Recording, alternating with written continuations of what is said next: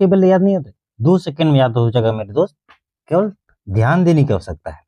ध्यान क्या देना है कि देखिए साइन और कॉस का डिनोमिनेटर में हमेशा 2 ही आएगा, 2 आएगा या फिर √2 आएगा।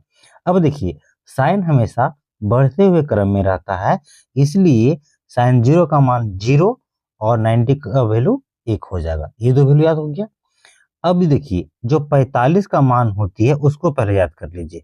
मैंने क्या बोला कि हमेशा नीचे 2 आएगा या फिर √2 आएगा। तो √2 जो आता है सिर्फ 45 के ही मान में आएगा, बाकी कहीं भी √2 नहीं आएगा। ये दिमाग में बैठा लीजिए आप।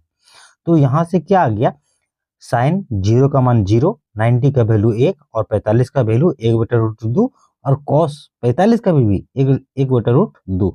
अब देखिए हमने क्या बोला कि साइन या कॉस का जितना भी डिनोमिनेटर में वैल्यू होगा वो कितना होगा, 2 होगा। अब देखिए 2 कहाँ कहाँ होगा, एक 30 वाला में होगा नीचे और एक 60 वाला में नीचे होगा। वो दोनों में होगा, चाहे साइन हो या कॉस में। यहाँ तक क्या हो गया। अब साइन जब बढ़ते हुए क्रम में लिखते हैं तो पहले 1 होगा, उसके बाद √3 हो जाएगा।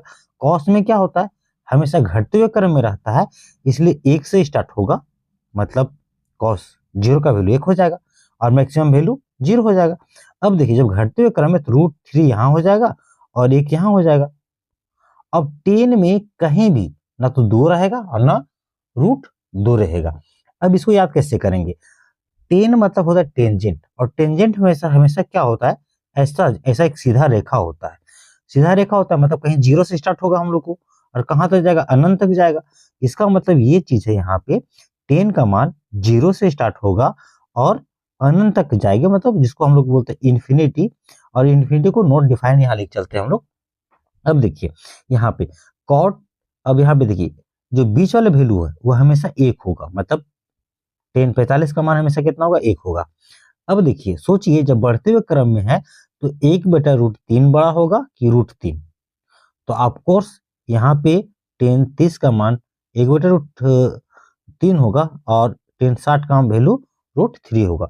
आई थिंक ये तीनों वैल्यू अगर साइन कॉस और 10 का वैल्यू अगर आपको याद हो जाता है तो आप कॉट, सेक और कोसेक का भी मान आसानी से लिख सकते हैं। कैसे, न्यूमरेटर को डिनोमिनेटर बना करके और डिनोमिनेटर को न्यूमरेटर बना करके। अब देखिए मतलब अंश को हर बना करके और हर को अंश बना करके। तो कॉट जो लिखेंगे हम लोग वो क्या लिखेंगे, 10 का उल्टा,